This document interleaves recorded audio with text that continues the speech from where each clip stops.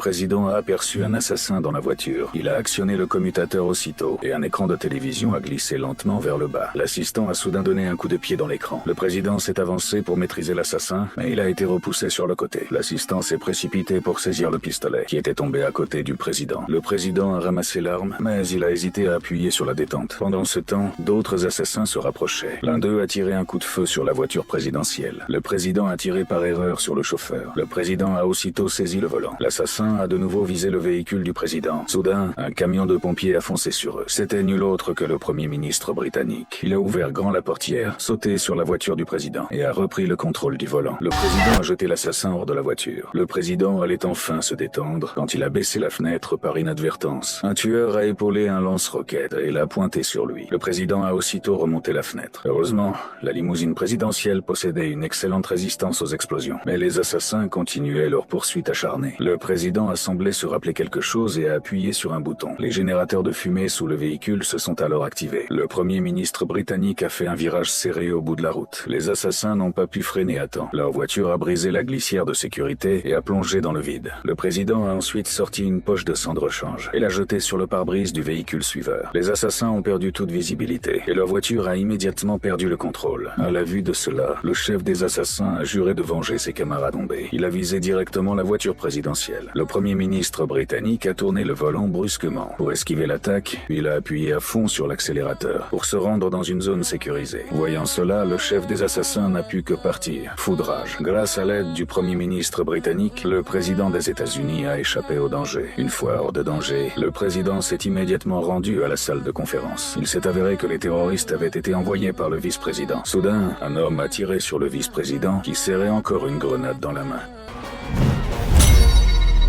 Everybody down!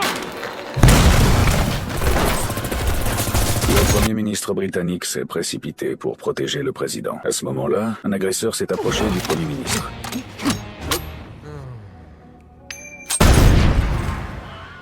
Les deux hommes sont entrés dans la pièce, armes à la main, et ont retrouvé le chef terroriste. Celui-ci avait déjà organisé une voie de fuite. Alors que l'hélicoptère se préparait à décoller, le président a jeté une sculpture dessus. La sculpture est tombée directement dans le moteur. L'hélicoptère s'est écrasé et a explosé.